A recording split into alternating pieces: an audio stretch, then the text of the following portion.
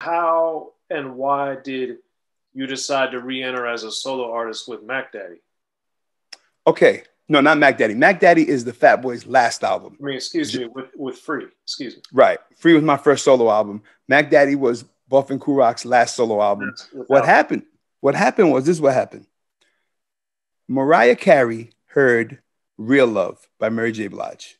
Okay. When she heard Real Love, she went to Tommy Mottola, her husband at the time, and said, I don't know who these guys are that did this song, but you better sign them right now. So off of that remark to her husband, I got a phone call and got invited up to Sony to have a meeting with Tommy Mottola. So it's me and Corey up there, and everything we asked for, he's yesing.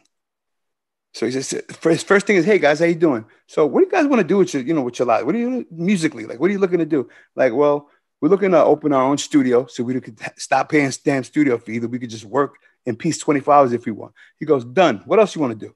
He goes, well, I've always wanted to do a solo album. Done. Well, him too. Done. Like, we want our own publishing deal. Done. We want a production. We want to release 3 artists a year. With $1 million budget for each artist. Done. Give me something harder. Like, he's basically yesing everything we're saying. He's not shooting down nothing. The only thing he says at the very end, he says, listen, I'll give you that plus whatever else you want. But if I hear you're starting a bidding war between any other label and me, I'm dropping right out of it. So if you're going to work with me, let's just work and let's shake hands right now. Say we're going to work if everything is fair. And if not, then we'll just move forward from here. And we're like, let's work. We shook hands. And within a week, they were breaking ground on our studio. So I had that solo album that I've been wanting to express myself so badly about, why I wasn't in the Fat Boys no more. There were a lot of questions that people were asking. And like we discussed earlier, there's no social media. So we couldn't answer those questions unless I put out a record, or a mixtape or something. So I wanted to put out an album and discuss those, why I wasn't in the group no more, why there wasn't another movie, why did I break up with Pepper, why did this, why, all these whys. And this was the perfect opportunity for me to do that. And it worked out. It was a good deal. We were happy with it. We later on realized that Sony is great at promoting huge artists like Mariah Carey's of the world, the big Celine Dion's and all of that. But when it comes to urban hip hop, they just had no clue.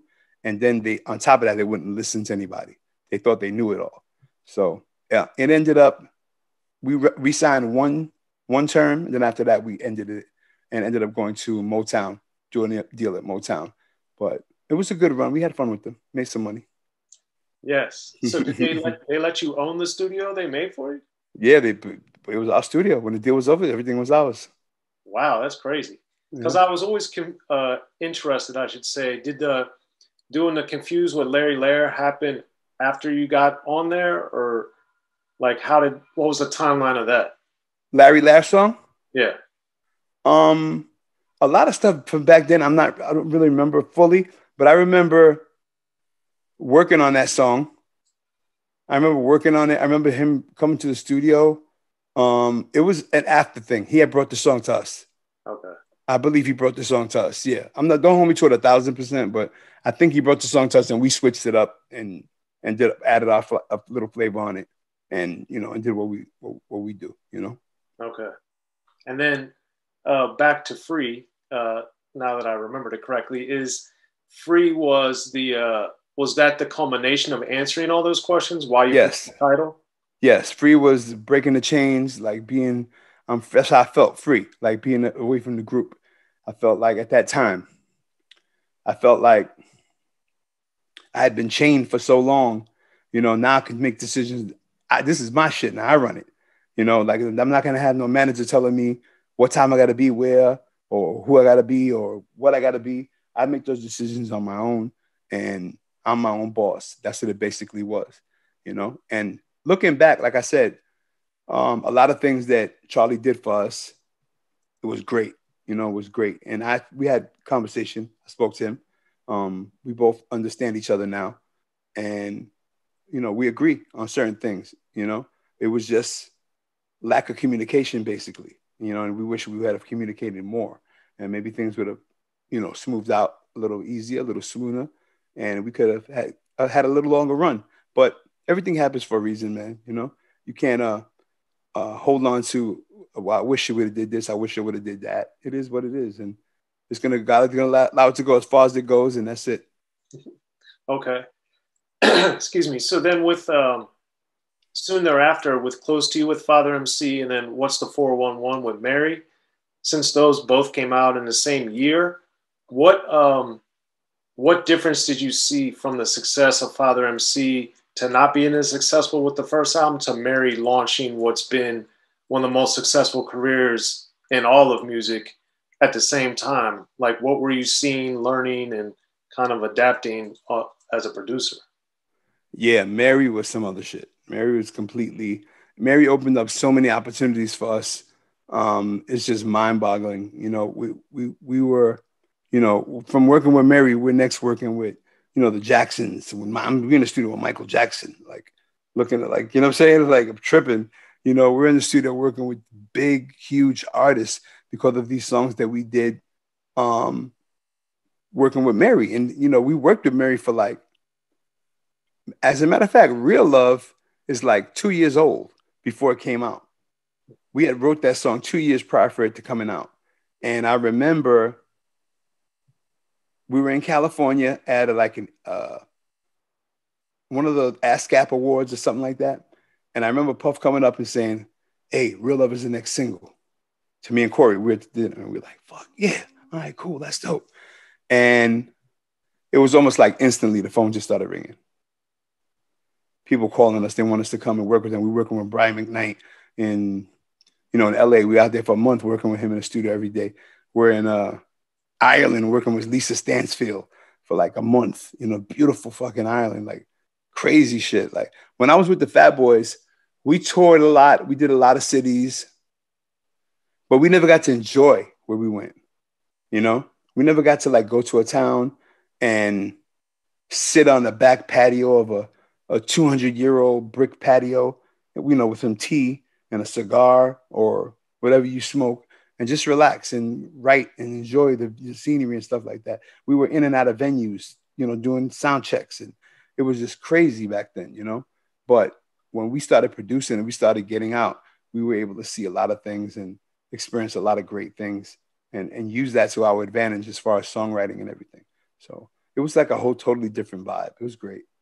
Well, speaking of the different vibe, that brings me to the question of, as a producer, how did the labels and other artists treat you compared to being an artist? I imagine, and I've seen it myself, but I want to get your experience, how people look at you differently, like because you're not an artist in that capacity. Yeah, they definitely gonna check you different, way different, you know, because they really want something from you now, you know, especially the artists, you know, they're coming hard. Like they want the best shit you got. They want that hit record from you, you know, so they're gonna be as nice to you, as pleasing, accommodating to you as possible. And I mean, yeah, you know what I mean? So, you know, if you know a little history about me on the road back in the days, then yeah, it's been a great production career. Let's just say that. You know what I mean? Gotcha. Yes, I've heard things, but we'll leave it there. Yeah. But with back to Mary for a second, with the one of the things about Real Love that I always enjoyed or appreciated or what have you was the drums from Top Billin'. Yeah. So with that, because that beat is so hard and Top Billin' had basically no music, it was just a percussion, no melody, I should say. Right. What made you guys as a collective think that those drums were going to be able to make that work? You know what it was? Corey and I were at a hip hop awards in Detroit. I know, most random shit you ever heard. Hip hop awards in Detroit. And everybody was there for some reason. I don't know why, how big it was or whatever, but every rapper was there. And I remember Erick's sermon. We were around the piano. Like we had got there already. We were around the piano and everybody's just wilding out singing and we all drunk and there's girls around. And the biggest record at the time was Johnny Gill, my, my, my. My, my, my, my, my, my, my. You sure look good tonight. Right? So that song is out, and there's girls around, and some of them got on red dresses. So Corey sings his ass off, and he plays crazy. Like, to me, he's like the best player. Like, of course, I have my dedication to Stevie, but Corey's like right under him. Like, I love him. You know what I mean? Musically, vocally, all of that. So I'm like, Corey, get on the fucking piano, sing. Like, these girls is bad over here. So he jumps in, he gets on the piano, he starts rocking it, and he starts singing my, my, my. And you can see it in their eyes. The girls are like their eyes get all glassy. You can just tell, like the sparks is being lit. Yeah, it's about to go down in here, son. Yeah. And we all getting excited and all that. And then out of nowhere, we hear Erick Sermon say, somebody needs to do a beat with that Milk and Giz beat. To do an R&B song with that Milk and Giz beat. And I kind of looked at Corey. He kind of looked at me. And like we knew to each other not to repeat it out loud, just in case there was other producers around. And we just looked at each other like with that silent nod type shit. And we just kept quiet about it. And I'll never forget, we got back. That was the very first thing we worked on.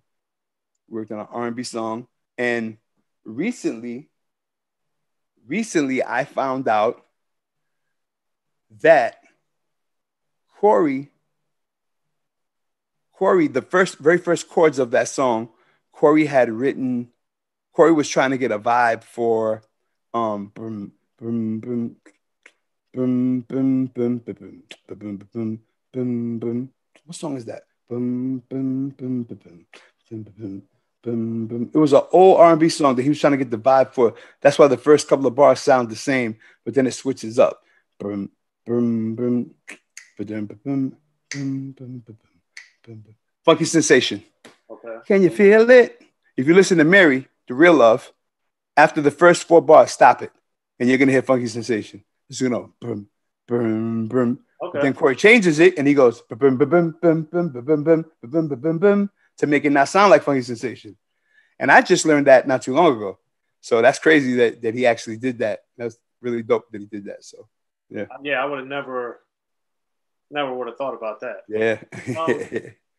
So then too, with Sweet Thing, I know you did the drum programming and a few different things on that record. But since you guys had well, you in particular had such success in the rap world, and yes, it was hip hop, R&B, all that type of stuff. But what was it about you as a producer and as a songwriter do you think enabled you to seamlessly make that transition to working with an R&B artist? Well, like I said, I've always been, intrigued and always been into R&B music. Always just loved it wholeheartedly. Would be on the back of the tour bus, and I had the suite in the back all the time for myself, listening to Caught Up in the Rapture of Love, singing that shit top of my lungs, while we on tour, calling up my girl at home or whatever. And then, of course, creeping on the ass with some other roadies, some girl roadies on the tour and everything. But it was just, that was my thing always. And for me to have somebody that can sing, but doesn't have the direction or doesn't know how to sing in key maybe, or, it's easy for me to direct that, because I've listened to it for so much and for so long. And then watching Corey, I think, is really, really what elevated it, watching him, how he worked, his whole family, his mom, Brenda Reed, from a group called the Exciters, his dad, Herb Rooney, produced Substitution for the Isleys. Like, what I'm saying? Like, they've taught us, we would hang out with Herb all the time. He would teach us music, and it was just amazing to watch and learn. And then we just picked it up like this. We were like sponges. Like I said, we were kids. So we just picking it up. And it translated well in the studio. Of course, us throwing out a little cocky, like we knew what we was doing. On top of all of that, it made it work even better. But yeah, it was a really good time, really dope. And we're still doing our thing. So absolutely. Yeah. And you then did get to work with Mariah, Do You Think of Me in particular. So with that record, what was the reality of doing that, given that she was the one that opened this door for you to do Free and get your studio and all this? What was that vibe like? It's crazy, man. I mean, working with Mariah anyway, Mariah's just like when you work with Mariah, you really don't have to work with her, kind of in a sense. You know what I mean? But sometimes she'll be by, like recording and almost feel like she needs that help, and she'll reach out for it in a particular way. And you just have to be able to understand that way she's reaching out for help and be able to translate and bring that help to her without overstepping or without understepping, and really being, making that point and, teaching that lesson on that particular note, or how what should be sung or whatever the case may be. But she's a great person, man. I always been cool as ice water. Like Mariah's just funny as hell, man. I remember she would love to have races, at Storybook. Storybook was her house in forget where it's called, upstate New York somewhere. But she would have races up there. She would bust everybody ass. She was just a fun person, She's just, hilarious, fun to be around. All of that, man. She's great, man. Really great. Okay. And I know we'll wrap up here in a sec. I just have one or two other things. Take your time. The thing that also was so intriguing to me is around this time and in this era, soon thereafter, then you did like stuff with Nice and Smooth, and you did remixes with Cool G Rap and all these different things. So what did you learn and apply through the R&B stuff that maybe, if anything, you look to do with when you work with a Nice and Smooth, when you work with a Cool G Rap? How did that, was there any effect of it? Was it? Nah, it's always been like for instance, when we worked with Erick B and Rakim, we did the remix to Ghetto for Erick B and Rakim. Ghetto ain't gonna be stopped until nobody's smiling. We did that remix. It was almost like just insert sample here, like, because there's like, you don't do a lot when it comes to Rakim. You know what I'm saying? Like, you don't try to overthink it. You don't go in and try to just, think of what you think it should be. It just needs to be something certain, and put it where it needs to be. Leave it alone. Stop trying to, go crazy and over make it over, too much music or too less music, or not enough beat and too left beat. You just gotta let it ride out, and it comes the same way with, singers too. As far as their track records are concerned, you listen to their music, you listen to how they sing a song. Maybe if you do want to change something, then you bring that up to the artist. You let them know, listen, I have this idea. I'm really thinking about, like, I know you hardly oversing, but oversing this bitch. Like, let's show everybody your talent. Like, what I mean? The times when you got to make these decisions. And if they win, if they hit properly, then you got a hit. You got a record. Right. You got to pick and choose those fights, though. Yeah. And even in that run too was Craig Mack doing stuff with him. And it just always impressed me how you were able to navigate in the early 80s at the very dawn of records, or close to it at least, to then in the mid to late 90s working with a lot of the artists that were, big at the time on the rap side. That just always blew me away. So, yeah, and it, continuing today. So with today, I know you got a club and you got a lot of other things going on. What do you want to bring people up to speed with what you're doing now? Well, the most important thing I'm doing right now, which is like the biggest thing in my life, is my midday show on LL Cool J's Rock the Bells Radio. I'm on there from 12 noon to 3 p.m. on the East Coast, and from 9 a.m. to 12 a.m. on the West Coast. And I, did radio for many years, from 2003 till probably 2003 to like 2011 or 12. I did radio. I worked for iHeartMedia and I worked for Cox, and I loved radio, like everything about it.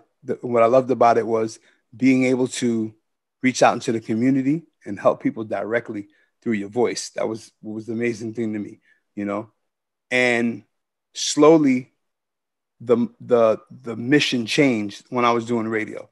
It slowly became more of, well, I understand that we're helping the community, but read this liner about this party first, or read this particular party we're going to be at, or that we got a sale at we got a sale at.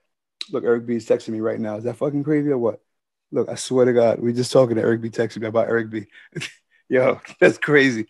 We got a sale at Cadillac this weekend, you know, and it's just like, it's mind blowing to me how we have an ability to help and we don't go above and beyond to do that.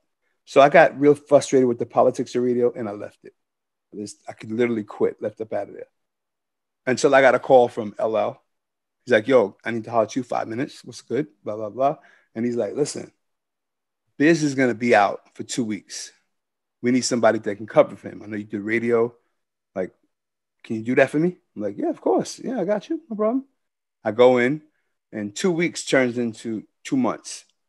We all know now that Biz is dealing with some medical issues, which he's getting better for every day. And everybody just continue to send those positive prayers out to Biz. And he'll be back soon. Which then turned into, Mark, we want to give you the show.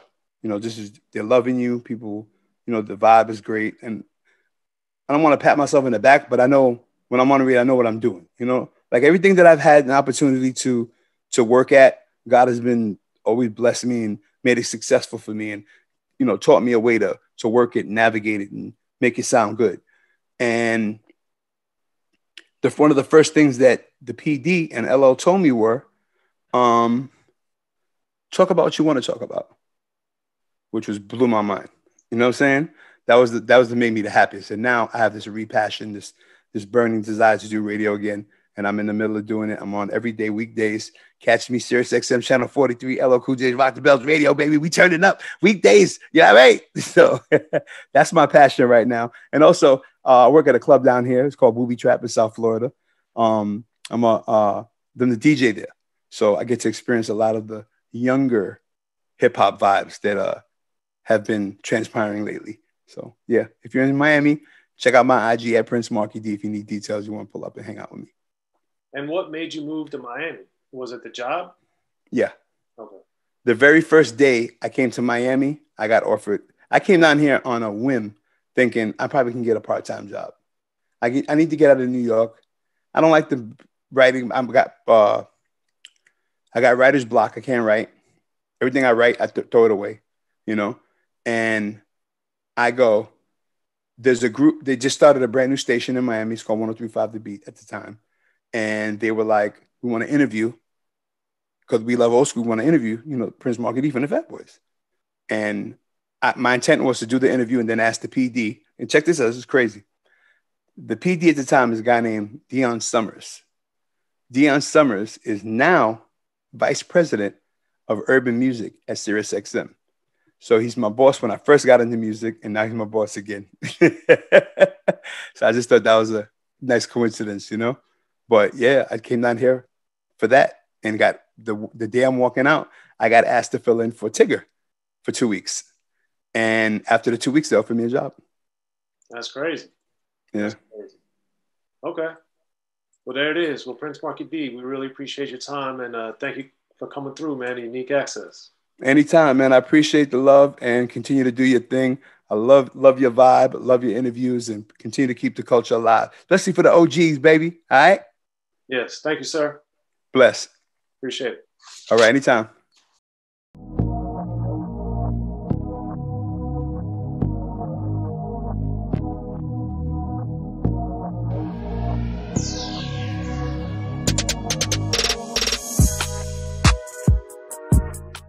In the beginning, hip-hop was ruled by the East Coast. Then the West Coast rose to prominence, thanks to gangster rap. Straight out of Compton, crazy motherfucker named Ice Cube. Hip-hop changed the world.